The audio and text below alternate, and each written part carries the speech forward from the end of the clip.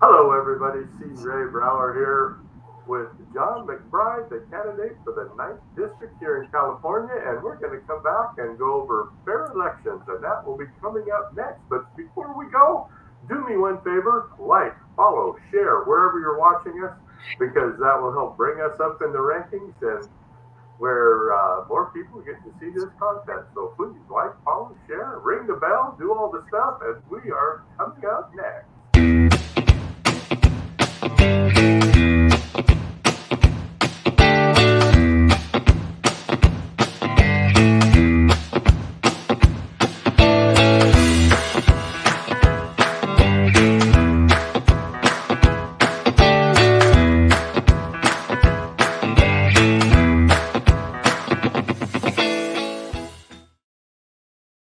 And we're back. How's it going, John? It's going great this morning. I'm glad to hear that. We've been blessed with some awful nice weather lately, haven't we? That's why most people stay in California. We do have some coming in and some going out. I think we're actually declining just a tiny touch, but Right. definitely the climate here is something to live for, especially here in the Central Valley. Much better if we could afford San Diego, but Exactly. Yep. So, we're here today to talk about integrity and fair elections. So, could you share with people some of the challenges that you've been having as you've moved into this arena and what your thoughts are about how we could have a better, fairer election? So one of the things is I'm finding people on both sides of the aisle don't believe we have fair elections. Both sides of the aisle feel that there's cheating that goes on. And so what that does is it creates a lack of confidence in the election process. And it somewhat amazes me how reluctant a lot of our national politicians are on actually solidifying the election process to make sure that it's fair, to make sure everybody's votes count and only citizens' votes count. And that's a key thing. At the same time, there's simple steps that can be made just to improve the confidence. And, our founders, they took voting the right as a major issue that needed to be kept pure and integrous to ensure the best quality candidates were getting into office. Yes, that is very true. And with the technology that we have today, it amazes me how we can not have an election where everybody is counted properly and fast. We can find out that there was a winner of the lotto nationwide in a matter of hours, but we can't collect the votes in a matter of hours. Count the votes, I should say, in a matter of hours. That has always kind of amazed me. So even with the technology issue that comes to play, which, yes, with technology, we should have immediate, accurate results. The challenge is literally who's programming the machines and are they internet accessible? And we're finding that the voting machines are internet accessible, despite claims that they were not. That is true, that we know that outsiders can hack in, and that's been demonstrated in courts and things like that. But there's still countries in this world that use paper ballots and get their voting done in 30 to 60 minutes after their polls close. So it can be done. The other issue that we have regarding that is the poll sites themselves. If you don't have a balance of both sides of the aisle sitting there in the various precincts, you can have a lopsided counting of votes. And, so I'm going to put the fault too on voters who are not willing to volunteer and step up to serve in the polls. That's an issue. If there's not enough people, that opens the door for cheating. And cheating doesn't have to necessarily be a lot. If one person loses their vote, or if one too many people votes, it's an unfair vote. And we need to keep it as fair as possible to make sure literally every person's vote should count.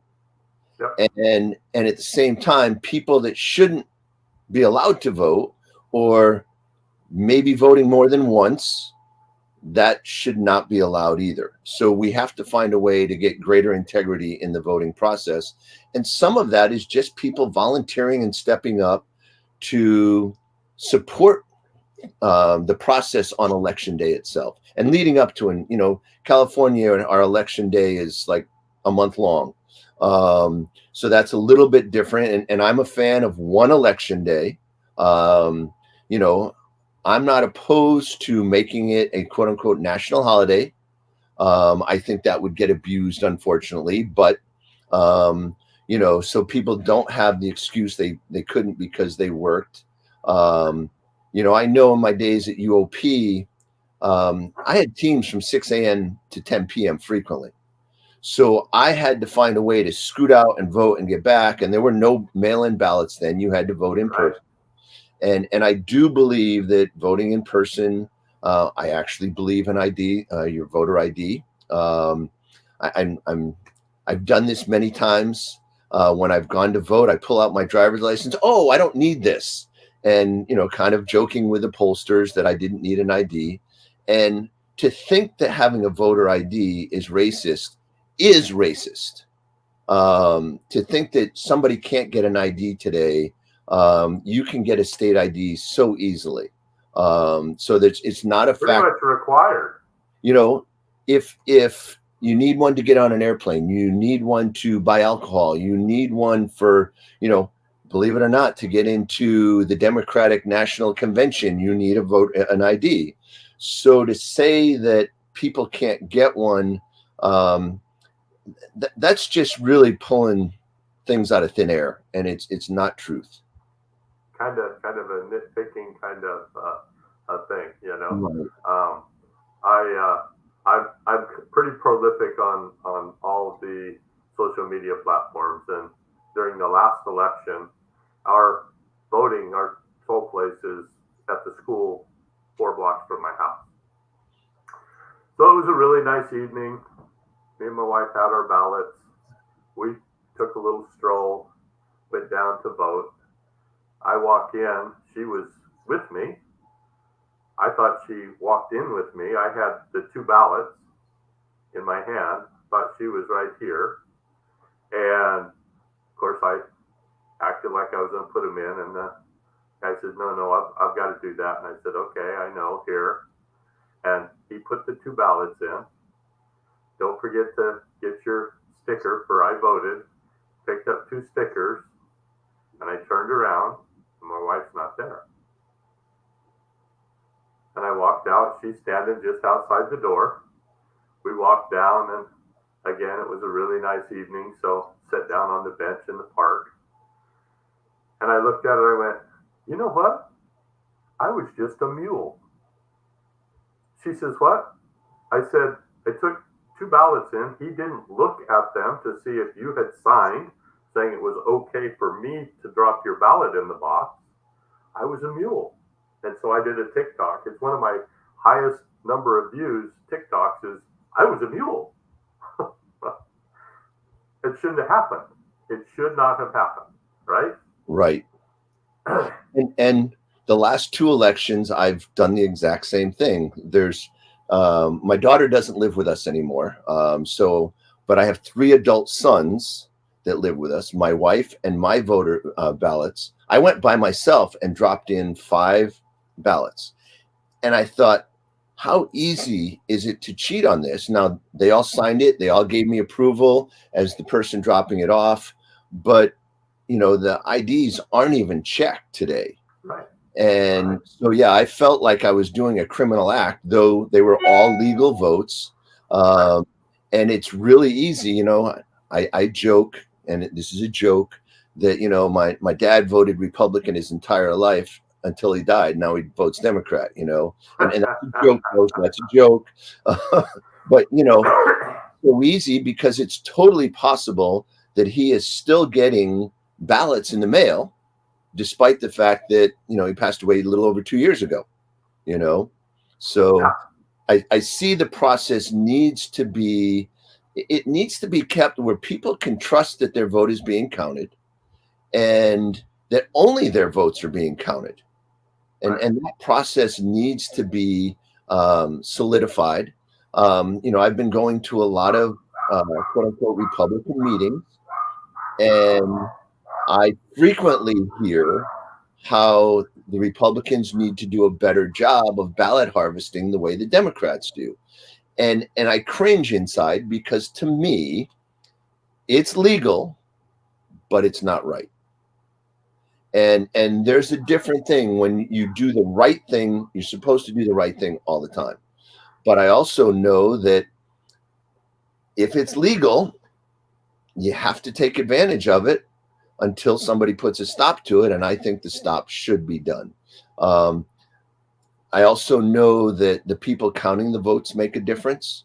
I'm hearing all kinds of stories where, it gets to our county is very good, by the way. San Joaquin County is very, very good from what I understand. And we had demonstrated to us that in our county, the sheriff's department takes voter fraud seriously. In many counties in the country, that's not quite so true, and they might even be in on it. But our county, the sheriff's department takes it seriously. But you also have county clerks who they're entering the numbers by hand, and they can enter any numbers they want in that election night. And I've heard some valid, serious stories about some small counties in the state of California where the votes that came in and the votes that actually got counted were not the same thing because the data entry was not accurate. So even those sort of things, that's where technology should be coming to play, that the vote gets put in, the vote gets counted, and there's as little manual involvement as possible. But you also have to keep it safe from internet intrusion and hacking and those sort of things. And it's been shown, and I'm sure other companies too, but it's clearly been shown how easy it is to hack the Dominion machines.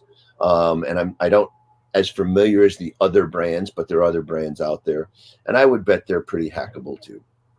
Yeah, well, they have the Bitcoin, which is on the blockchain, which is verified over and over and over on small nodes that are running all the time, and it has to be double, triple, quadruple checked to verified before it ever gets to the end, and that's done instantaneously. Right. We could do the same thing with voting, is put it on the blockchain where it's not hackable because it has to be verified from this node to this node. It has to be the same data that's passed forward all the way.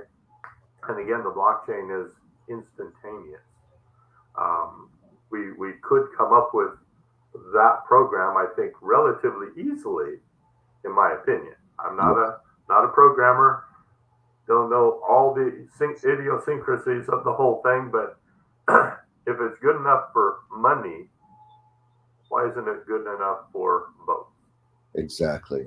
And I'll be honest too, in some ways, particularly my understanding from what I've experienced firsthand, it's not much different in the Republican Party than the Democratic Party. And, for example, there have been some endorsements already given for this primary without me ever being interviewed or questioned. So if nobody knew what I was about, how can you give endorsements?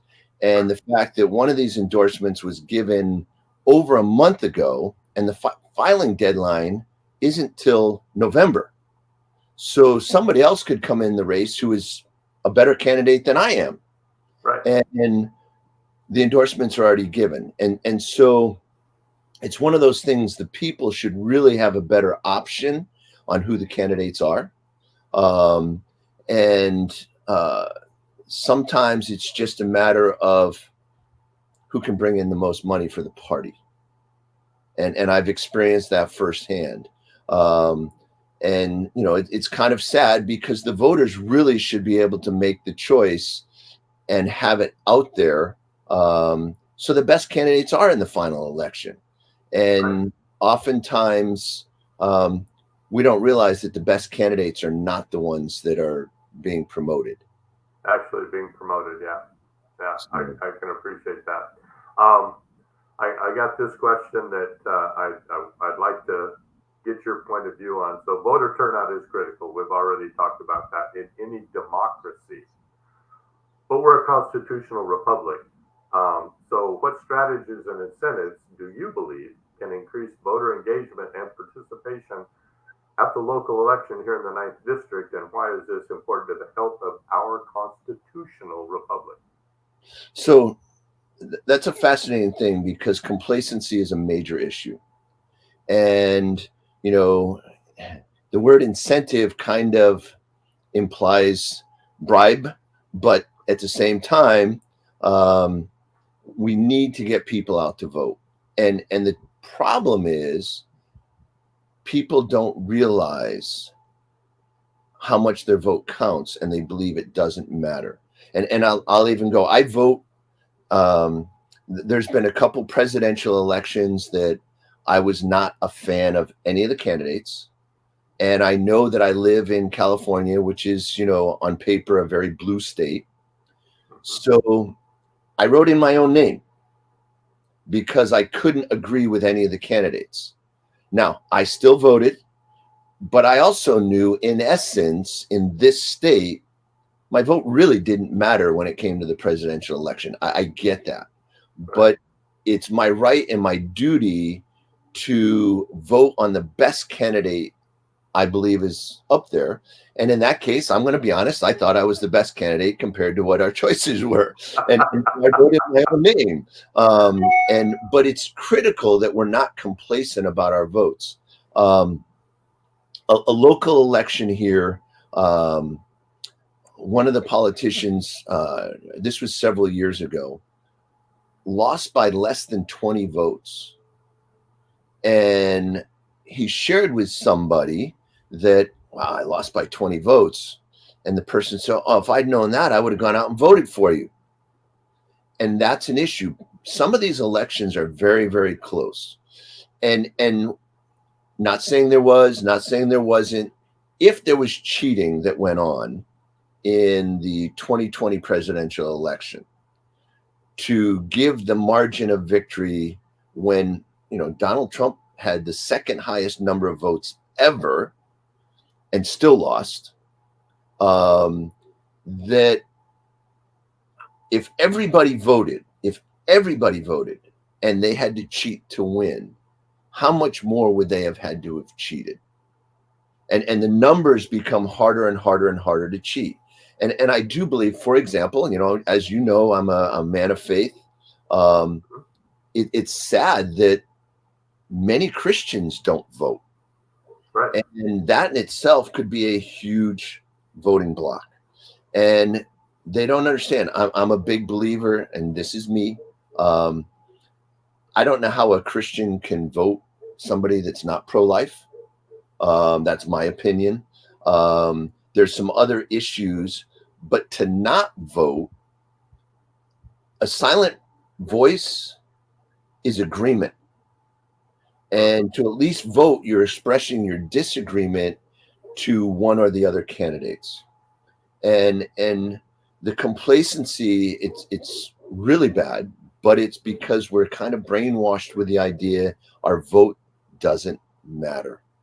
Right. And it's not true. When you get the Electoral College, that's one of the things that makes us a constitutional republic, is it's not dictated by the small states, or the large states rather. It's fair across the states. You also have the fact that what sets us apart as a constitutional republic is we have our rights, and the Constitution states our rights, and our rights are given to us by our Creator. They're not given to us by the government. They are to be protected by the government. But if it was purely a democracy, then it's rule of numbers. The fact that we have our rights, it doesn't matter if you have more numbers, you still can't take my rights away. Right. And that's one of the things that also is critical on why we're in the state we're in, is we've allowed our rights to be trampled on, and we don't speak up. You know, and I share this with people. You know, as you know, I have 5 children. My youngest one is 12 years of age. Yep. And I know for me that if 10 years from now, he is talking to me about how much freedom, all the restrictions he has, and says, Dad, why didn't you try to do something? And I'm really running for my children's generation and future generations. And for that to be successful, we need voters to no longer be complacent. They need to know what their role is. It amazes me how many people complain about what's going on and they didn't even vote. If you didn't vote, don't complain. You don't like you don't like the price of groceries and you didn't vote, then you shouldn't be complaining, because you accepted it before the election even started. Right. And I get pretty fired up when it comes to people that don't vote, because it's critical. It's a voice. And even if Trump, it was 81.75 million, if that's accurate, it still shows 75 million people had a different viewpoint. That should carry some weight with our representatives, because you realize they're actually elected to represent everyone, right, not just their constituent parties. Right. And that's where we've gotten it so divided, so split in this nation, because it's right or left. And there's no, let's try and find a way to make everybody happy. For example, I happen to be extremely pro-life. I served on the board of the Pregnancy Help Center for 14 years here in Stockton. But I get the extremes are 0 abortions, or abortions up to, they even tried getting 28 days post-birth here in this state, right? So you 2 extremes. But as a Christian man who is pro-life, if you have a heartbeat law, well, that's still going to eliminate a ton of abortions. That can meet people in the middle. Even though my personal belief, no abortion. But I know that that's not realistic when you have the 2 extremes. You're never going to come to a point in the middle to minimize that issue. And there's a lot of things. There's a lot of things like that. I'm a freedom guy. Okay, this is all about freedom. Freedom means you avoid oppression and tyranny from the government. That's what freedom is. But there's a difference between freedom and free will. So you can choose to do what you want. You have that choice, free will. But my freedom says you can't force your viewpoints on me. And that's why I believe my candidacy can appeal to everyone if they understand that I'm fighting for freedom. So you have the right to choose what you want to choose, but I don't believe you can force your viewpoints on me. I think that's where the freedom comes in. And, so I do believe that my viewpoints can appeal to everybody, no matter their lifestyle, no matter their choices, because I'm about freedom. Because once freedom is gone, it's gone for everyone, not just the right or the left. And absolutely. The term that was used by the left a long time ago, I think it was actually Saul Alinsky who used the term useful idiots. And that's people from both sides, by the way. I believe the useful idiots will end up being the first people that are attacked and eliminated. And we have a history of that. When communism came in, it was often the college professors that were eliminated, put in the gulags, and so on and so forth. And they don't realize that freedom is absolutely critical. And if people aren't fighting for their freedom, and that includes free speech, and that's being, disinformation. There's no such thing as disinformation. It's my opinion. And sometimes my opinion may be based on facts, and maybe it is on misinformation, but I have the right to my opinion, no matter what your opinion is. And do we need to fight about my opinion? No.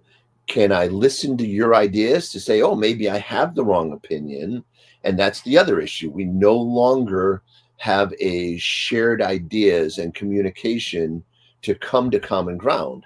And that is an issue we have today. Now, I'm a fighter, and I'm going to fight until you convince me that my opinion is wrong. But at the same time, I'm not going to attack you. I'm going to attack your opinion. And that's another issue we have today, is they're so quick to attack the person and not come up with some logical understanding, some agreement, disagreement, change of viewpoint, even to a degree. There's none of that today anymore. Now we have congressmen that pull fire alarms to end discussion to give them more time. And no matter what the excuse is, come on, you pull the fire alarm. It was a door handle. That would get kids in school expelled or at least suspended for a week. And if I don't even want to go there on that one, because I could go on that in a whole different tangent. That's getting us off in the weeds for certain. Yes. No, I agree. Unfortunately, that right now, if you disagree with someone's opinion, they take it personally as a personal attack upon themselves, which leads to further separation of any kind of discussion, because you saying that their opinion, you don't agree with their opinion, they take as a personal attack. And it doesn't have to be. As you said, we have the right, we have the freedom.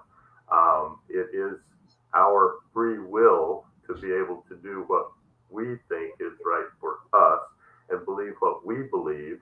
And you can believe what you believe all you want. That's fine. You want to believe that you're a female? Doesn't bother me. Does bother me when you think you have the right to take rights away from females and enter their space. I believe that's wrong. I'm pro-life myself. I believe that, life was given to each of us. We are all here for a reason and a purpose. I have a thing I say all the time. God put us on this earth for 3 reasons and 3 reasons only. And the first one is to learn something. The second one is to teach something.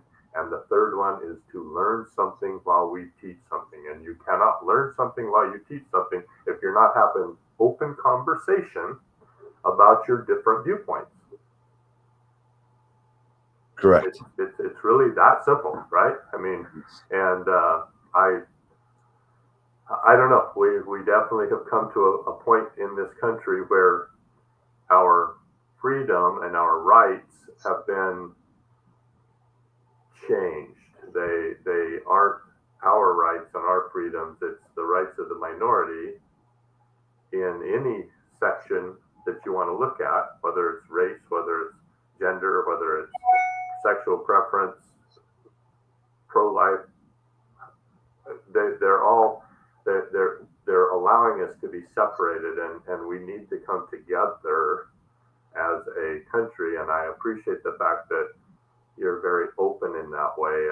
And again, as you said, you can appeal to both sides of the aisle, because that's what needs to happen. Both sides of the aisle need to come together and understand that separating us is not going to help anybody's cause.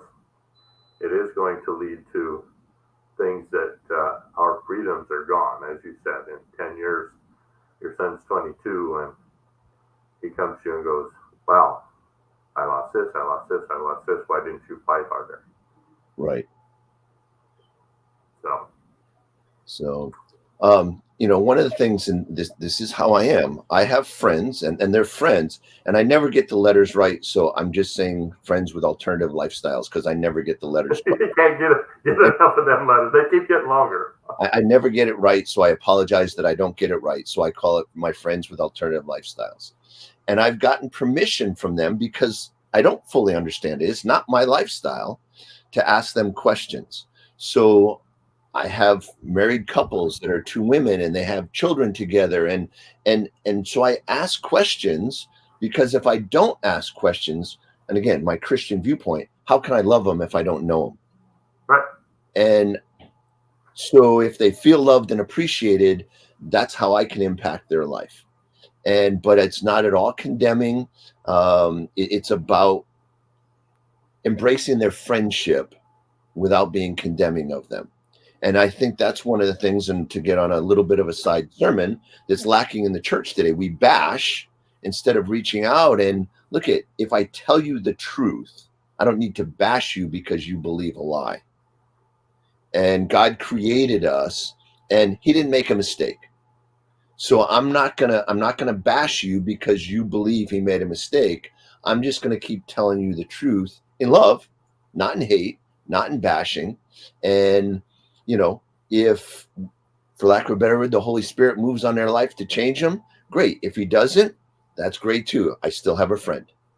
Yeah, still have a friend, and they can still have their lifestyle and their belief and still make it to heaven, even though they have an alternative lifestyle, if they're doing everything else in their right life correctly. That's my point of view.